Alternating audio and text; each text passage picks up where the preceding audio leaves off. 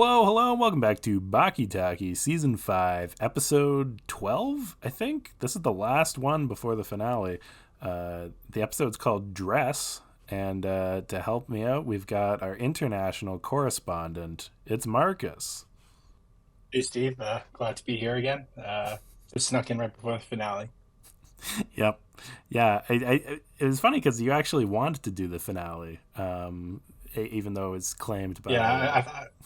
I thought, yeah, it was really big of me to suggest that, but clearly, I think that's one too many for me, or it's too high of a task.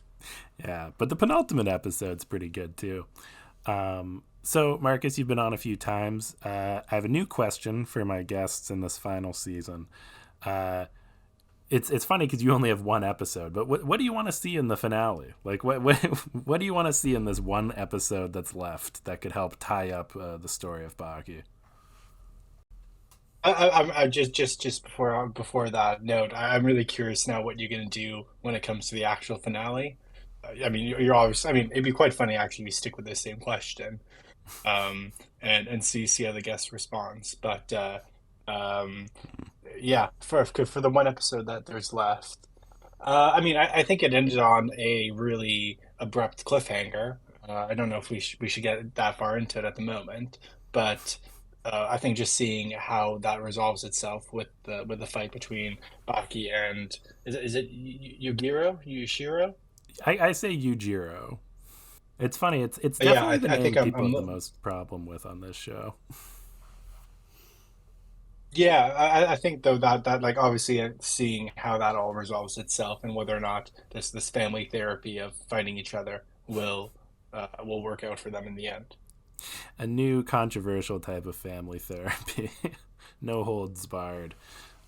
Yeah, no, that's. I think that's the safest possible answer there. I would, if I had watched this episode, I would also want to see how the fight ends, and hopefully we will. So this episode is called Dress, and the nice thing is we learn what that is right off the bat. So Marcus, can you walk me through what dress is and how Yujiro employs it?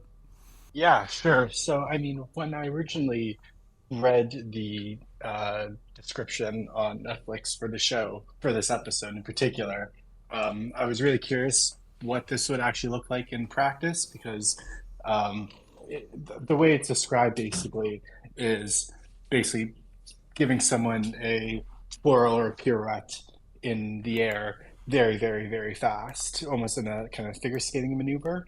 Human nunchucks. Mm-hmm. So, my first thought, honestly, with all this is that Baki and Yugiro could make a serious run for a figure skating pairs Oh, team, they with that twirling expertise. the it's too bad in this modern day that I don't think they'd allow two men to be partners in figure skating. Although they did do that in Blades of Glory, so maybe I'm wrong. Yeah, it'll be like what was the name of there was that kind of outlawed North Korean figure skating move that was the Yeah, it's climax of Blades something of like the Glory, and quadruple. Yeah, if you do it wrong, you'll cut his head off. They're picking up speed for something spectacular. Looks like they might be trying something I have never seen done. It is the fabled Iron Lotus. No! Don't do it! I was wrong! It's suicide! Only a slightly more dangerous wait, move than dress. yeah, I was gonna say. I mean, I have to say I love the descriptions of how it would make the person feel, especially it almost seemed to me like they were quoting some sort of general relativity or something kind of Einstein like when they talked about that your present experience is going so fast that it'll become the past.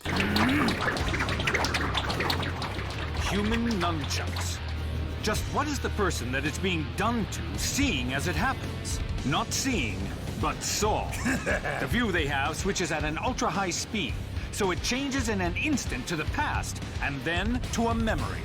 Yeah, But I that think was that also poetic. just could be yeah, but I think that could also just be a result, to be honest, of just how much blood would be accumulating in your brain at that point. Um, so I don't know if that's really the best description of it, to be honest. Yeah, I think the better description was with the art. Like, Baki was getting swung around, and he looked like he had Ebola.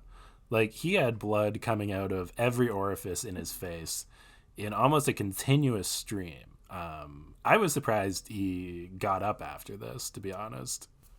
Yeah, I mean, I guess so. Would now really, I mean, diving into the physics of all this, Mm-hmm. does it make sense for it to be coming out these orifices? Because I mean, theoretically, you just go to the top of your skull. It's not like it'd be almost like when you um like shotgun a beer. You know what I mean? You have to like open up the pressure somewhere else. So I wonder if they did this beforehand so that the blood would spurt out. So that they'd be able to get the centrifugal or centrifugal forces and then also get the blood to spill. There's a lot to think about here. Mm-hmm. Mm-hmm. This is why it's such a complicated martial arts move that you don't see a lot. Although, honestly, I think more people should try it out. It seemed very effective, honestly.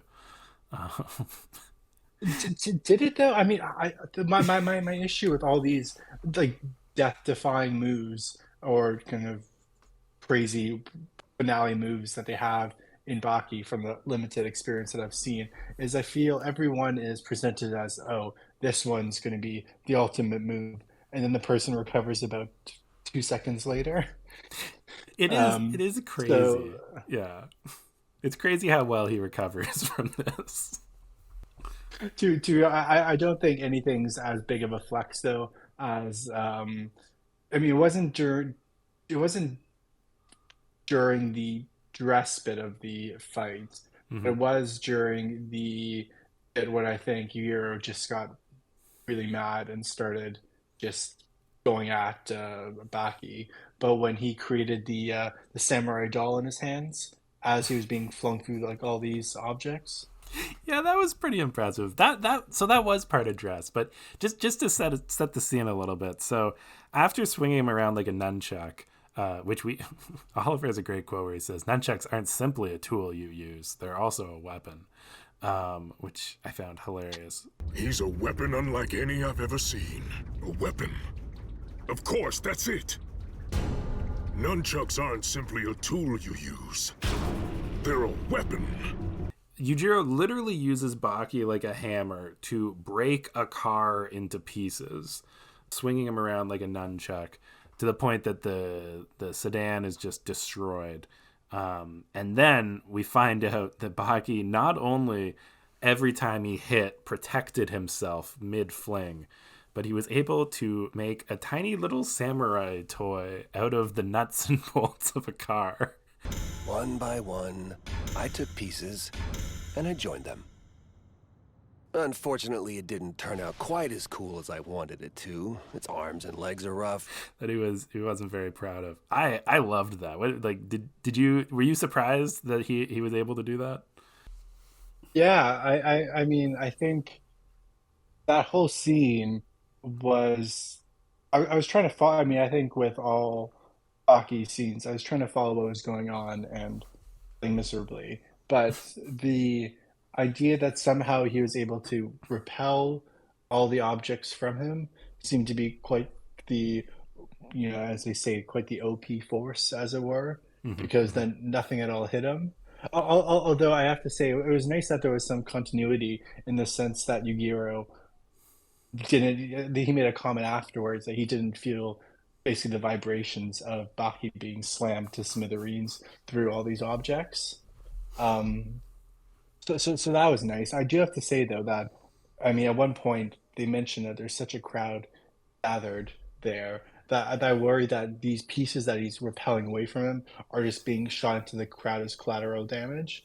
I mean, this crowd must be the most dedicated audience ever to basically endure dealing with Oh my near death god. experiences every time anyone fights. 100% agree. I think that if somebody in the crowd got hit with debris, I think paramedics would arrive on the scene and then just ignore the bleeding person and start looking at the fight.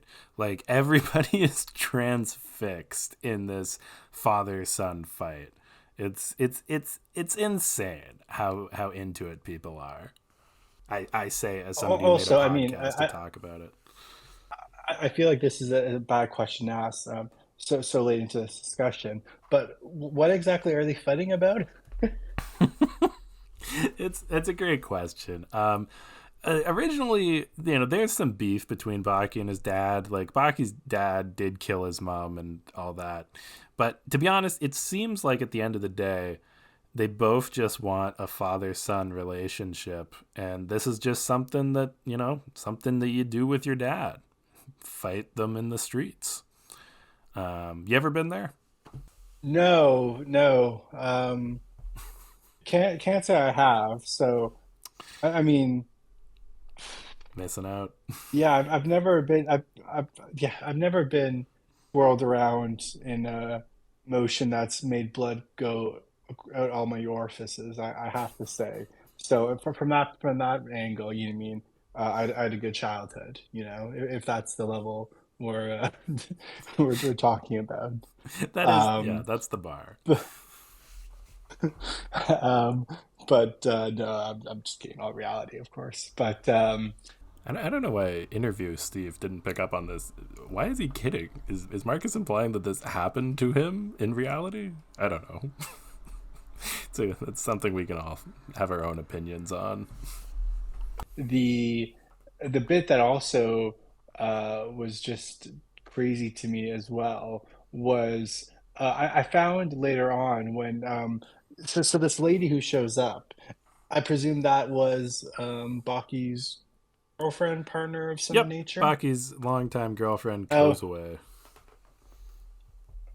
so when you say long term, for me, long term meant the 2 minutes, or basically she was introduced to me right then. Yeah. But um, did you also feel that she basically had a fourth wall break to the audience there, talking about the nature of these fights? Yeah, I do. I think that is a little bit lampshady. Like, Kozue is probably the most real person in the show, as in, like, any other character, if I met them in real life, I would think they were deranged. And Kozue just sort of seems like an average person. And she But I raises mean, a good point. Wha- Why are you here? Why? The world's strongest father fighting his son? It's all over TV and the internet. on your comment there, though, Steve, that if you met anyone else, so I have been listening to a few of the previous Mm. podcasts. I was setting up my partner's IKEA furniture at one point, and our flat didn't have any Wi-Fi, and all I had on my phone was a bunch of Baki podcasts downloaded. So as I was setting up this furniture, I was just marathoning through them, which, to be fair, was actually great fun and kept me sane through this process. Hmm. But then I realized that in a lot of these earlier episodes, probably in this season, Einstein was an actual character. Am I not mistaken? Yes. Well, to be fair, I like to call him Einstein because he looks exactly like him, but he's technically called Dr. Albert Payne.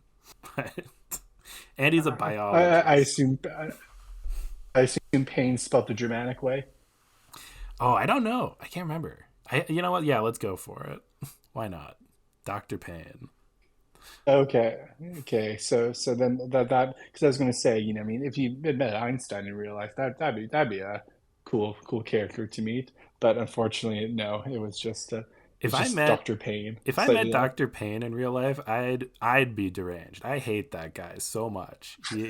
He was he just kept feeding endangered tigers to cavemen, and oh my god. He was that guy Yeah, was my yeah, yeah. nemesis. That's I think that's the arc that I was through these episodes listening to, where there was some fighter who Yeah, came from Pickle the prehistoric times or caveman. Yeah. something. Yeah. Yeah. Yes, and then fought a T-Rex, was it? Mhm. Mhm. Or am Yeah. I You would have been listening to okay? season Good. 4. Yeah, the previous Yeah, season. yeah, that's probably right. I Yeah. feel like any of these answers I'm giving you could just be the answers to an ad lib I did about 30 seconds ago. The caveman fights a T-Rex against Albert Einstein. That would actually be such a great game if I just like made 5 Mad Libs and 5 real Baki plots, and you had to decide which one's which. That yeah, I think that'd be a fun game to play. So then on this girlfriend note, or the partner, or yeah, the longtime girlfriend of Hmm. Baki, it was interesting that she did seem to be in effect addressing the audience when she was saying, "Oh, you guys just talk all the time. You don't actually fight, or these fights don't really have any meaning in a way," which I thought was quite a maybe a deep quote and deep thought into the actual nature of anime itself. But maybe that's just going a step too far there. I did find it funny that basically as soon as she finished talking, they got right back to fighting, irrespective of her still being literally right there in the red zone, as they said it earlier in the Yeah. episode, where They, all the blood is going to be spilled. yeah, they were just like, yeah, please leave. And she was like, no. And then they're like, okay. And they just get right back into killing each other. It was great. Um, I feel that a lot of I feel that a lot of shows, with some exceptions, don't really portray in these graphic fight scenes how much blood collateral damage actually goes on. I'm not sure if you've seen have you seen The Boys or Gen V, Steve? yeah, I've seen parts of it. I watched the first few seasons of The Boys, and Lindsay watched all of The Boys and Gen Z or Gen V. So I've seen scenes. Yeah, it's gross. Dude, that's the sequel. They're all going to be, All Zoomers. on their phones, and yeah, I don't, yeah, I need to think what their superpowers would be, but I'll pitch that to Amazon Did you next ever year. hear about the superhero duo Safe Space and Snowflake? It's a real Marvel No, duo what's they this? made, and like I think like one of them can like create like a bubble, and the other's got ice powers or something. They tried to make it like, I don't know, like it wasn't meant to be like mean or mocking that, but it obviously it was. But oh man, I'll have to watch that. Still gotta watch Invincible. I'm still behind on that, but I will catch up. Oh, okay, yeah, yeah, that's been great so far. Um, but yeah, but back to Back to the the Baki at podcast. hand. Uh, yeah, Um, we so went on a bit of so to get back on track, I wanted to talk about one more thing about Kozue, and then we might loop back. So when Kozue shows up, she does talk about like, why are you guys fighting? And Baki's just like, yeah, we're father and son. This is what we do. Come on. And then eventually Yujiro has a moment to talk to Kozue, and he thanks her for doing it, and doing it some more with Baki to make him stronger. Just to be clear, in case you didn't catch like the subtext there, he's saying thank you for having sex with my son, and that he is stronger now because of it. What did you think of that dynamic between, I guess, girlfriend and father-in-law? Yeah, I thought that might have been what they were trying to get at in that scene, but it felt a bit too far-fetched for me, so I'm glad that you've now cleared that up. Mm-hmm. Although I think glad might be a bit too strong of a word, considering that's just a very Yeah, you're disappointed. bad to maybe just yeah. I guess in some ways he's just proud of his son, so that might be nice. But I think you know what I mean. There needs to be kind of arm's length separation between father and son about this. So it's nice that afterwards they realized that they still needed to fight it out. I think that all their issues weren't in fact resolved, and he then ended up kind of sitting on his head in like a.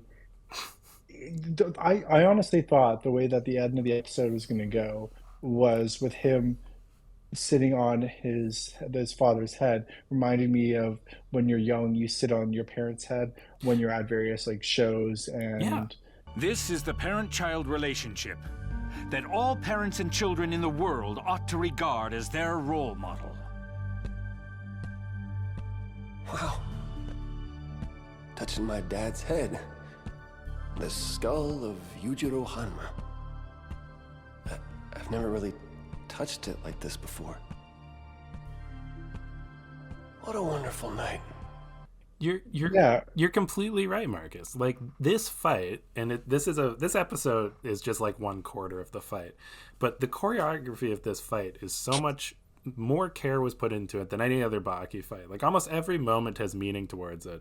Like Yujiro earlier in the fight, he would spank Baki, he would grab him by the cheeks, like very like parental moves. And now at this stage in the fight, he literally gives Baki a piggyback ride. Or even more so, like legs around the neck type of thing you do to a child. It's a very symbolic fight between father and son. And then, of course, don't forget the twirling your son around at 1,000 miles per hour so the blood can come out. That's the critical part of childhood that we all seem to have forgotten. Yeah, Because well, I think we've all forgotten it because because the blood came out of my brain. Finish the joke, Steve. Yeah. Sorry. There we go. You beat me to it, but yes. Yeah. Oh my god. Yeah, no, it's fair. Not everything in this fight is for that reason. I did want to bring up, just because I really appreciate this point that I made about how much I like this fight. So Baki has 3 moves in this that are all things that he's learned throughout the show. He uses Aikido, which is an art style or martial arts style from Shibukawa. He uses Retsu's famous grab a guy's hair with your feet and then kick them to the ground technique. And he uses his trademark cockroach rush, where he pretends to become a liquid and then runs really fast. Were you surprised when he started melting? Yeah. Going back through editing, I can't believe how many times I got to ask people what they thought about Baki melting into a puddle. This really was a great fight.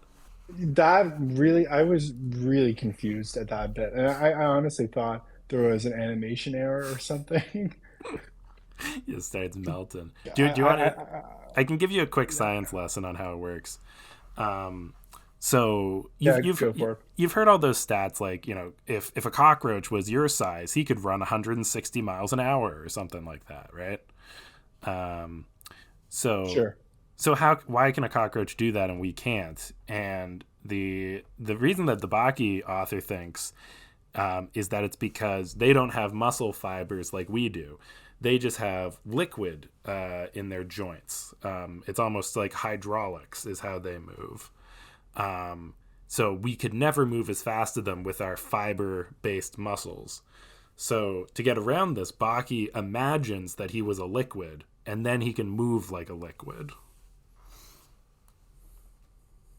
Surely he should imagine himself as either gas or plasma, right? Like thinking himself as being a liquid is too small. I feel he should really shoot for something a bit more impactful. I don't think if he was a gas, for instance, he'd fill to the size of the room. He'd just suffocate. I think his father, which could win him the fight. That's not a bad idea. The gas might work. I don't think Baki knows what plasma is. But to be actually, he doesn't know about Bose-Einstein condensates. No. You know what? He did sort of turn into plasma when it was spraying blood all over the place.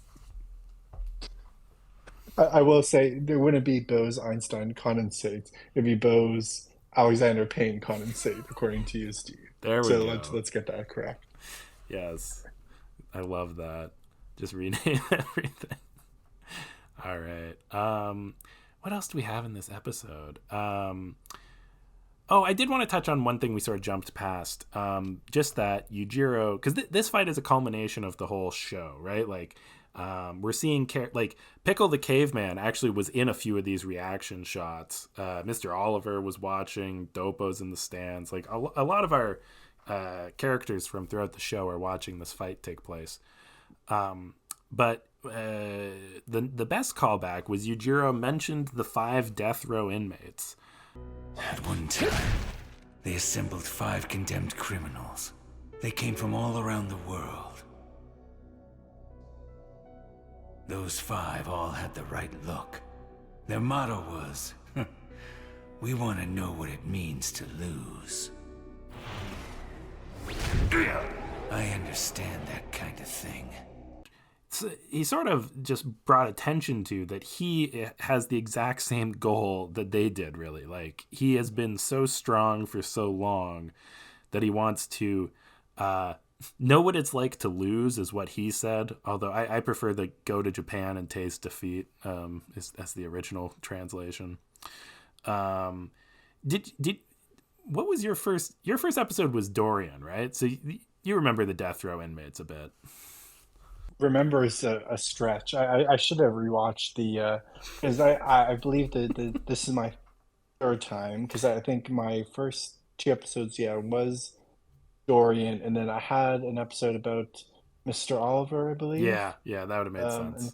yeah, so those were the two. So yeah, there were a few people in the audience who I recognized, and when they did mention the inmates, you're right. I did think to myself, oh, this does ring somewhat of a bell from the first episode. But I mean, again, all I remember from that bit was, I'm sure it was Baki fighting these inmates, and these inmates obviously looking like very strong and tough, and Baki just destroyed them just mercilessly, if I'm not mistaken.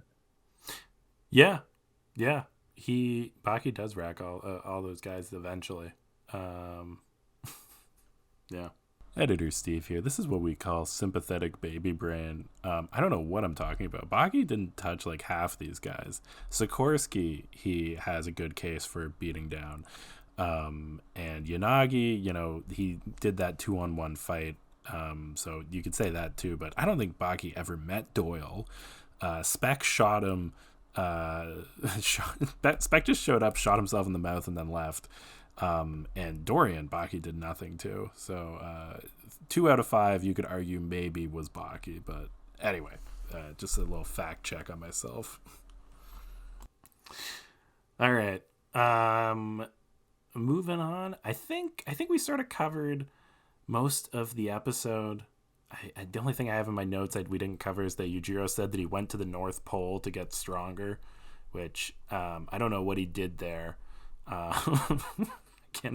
guess there are polar bears to fight, but yeah, the episode sort of ends with the end of the piggyback ride.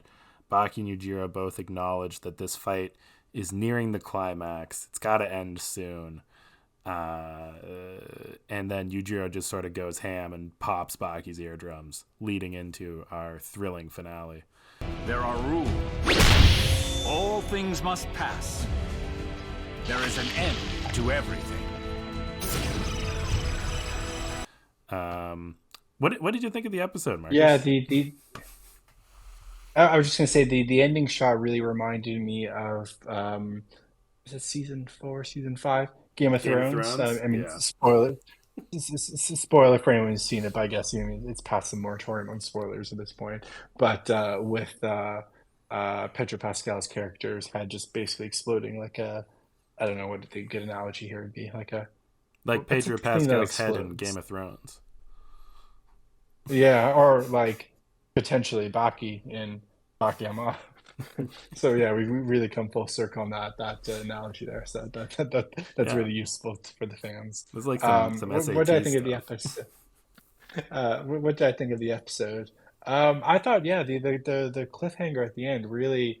I wasn't, paying attention to how much time was left in the episode, and I should have known, as with most kind of animes and TV shows, that leading into the finale, the penultimate episode, you're going to obviously end on some massive cliffhanger, and it did really leave me wanting to see kind of what was going to happen, because I mean, I don't know. I would love for, because in my head, right, my brain's telling me, oh, Baki is definitely going to win the fight. There's going to be some sort of resolution with him being the father, or maybe he has like mercy from the father, or whatever. It gets into a point where the father's basically just on his knees. But I would just love it if just Baki in the first 5 seconds of the next episode just actually just dies, and everyone in the crowd just goes, "Oh wow, okay." They all walk home. Yeah. Yeah, I mean, how far did they said there were like 10,000 people? How far did they come for this like fight? They have They a long way to walk, maybe some of them. we'll find out next episode, but they literally came from like the four corners of the globe. This father-son fight is the biggest thing in the world, and is prophesized to some extent.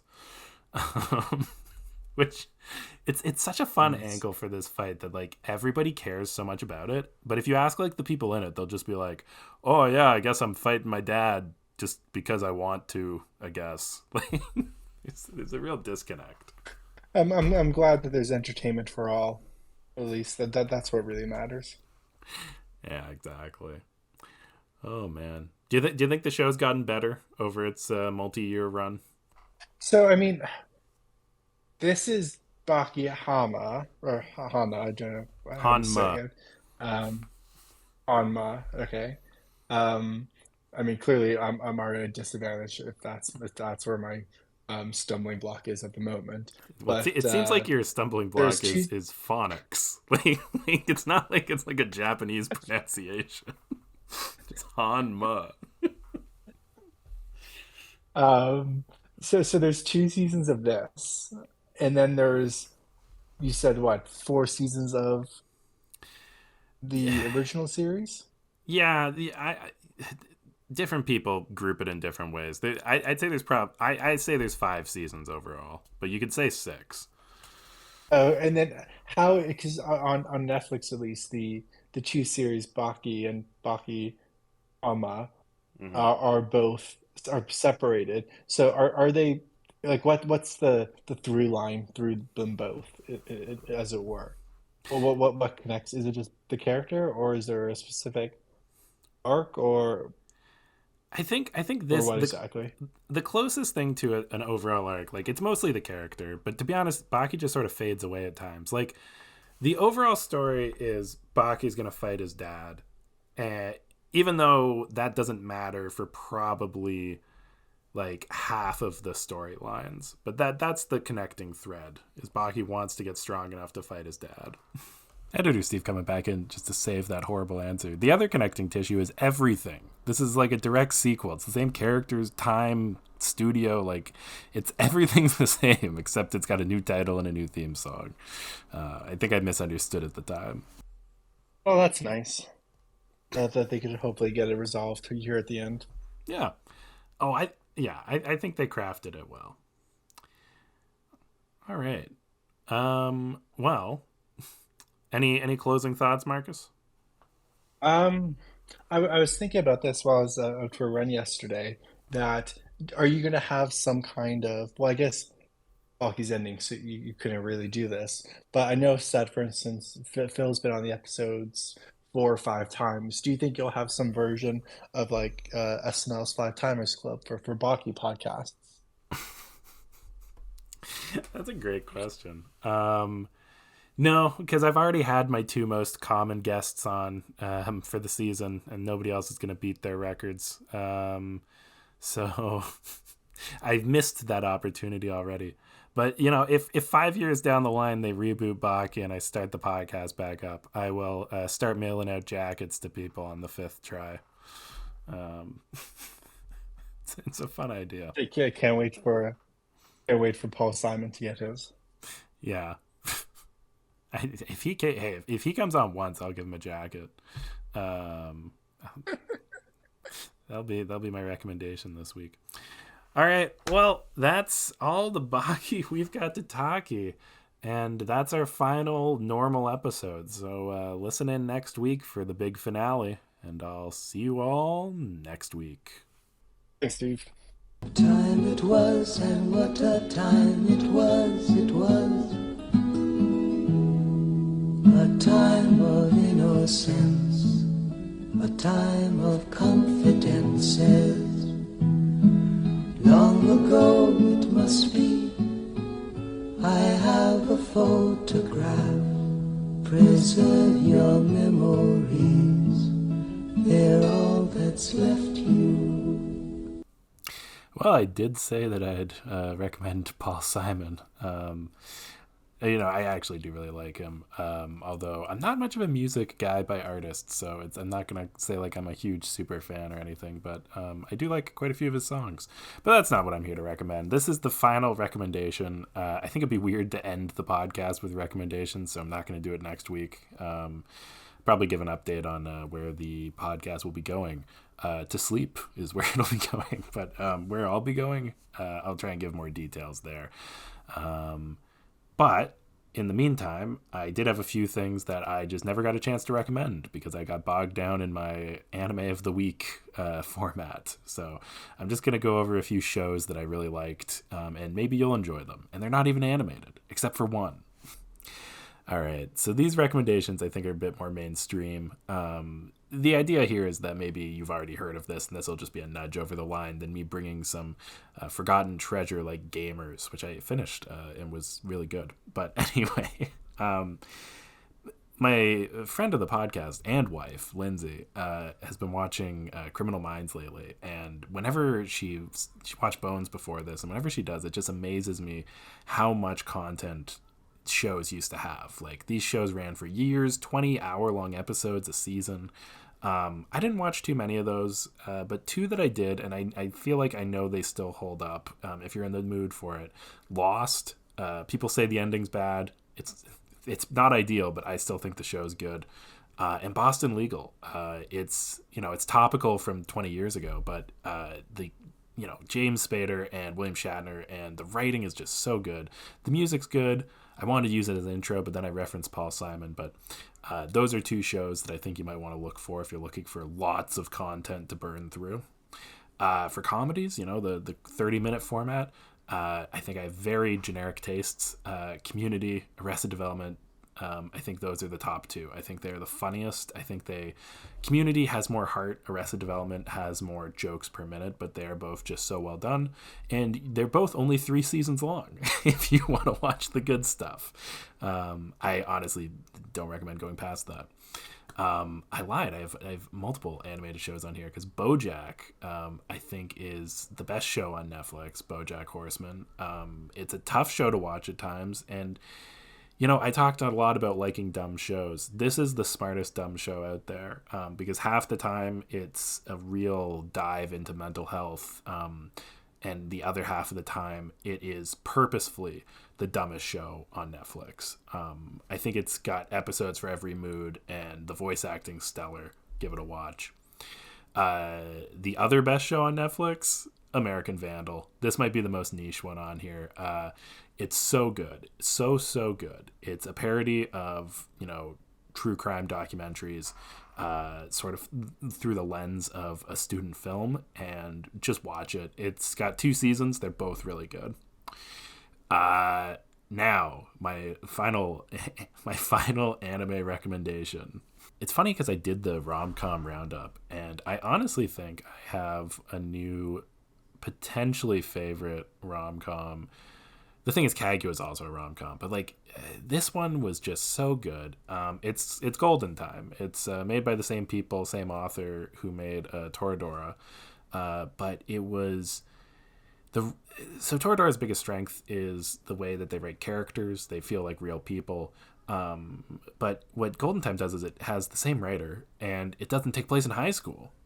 They go to university and they do weird stuff. It's not just we have to get ready for Valentine's Day. Oh, when's the culture festival coming up? Blah blah blah. Like the monotony of every other show. In this show, they accidentally join a cult in the 3rd episode.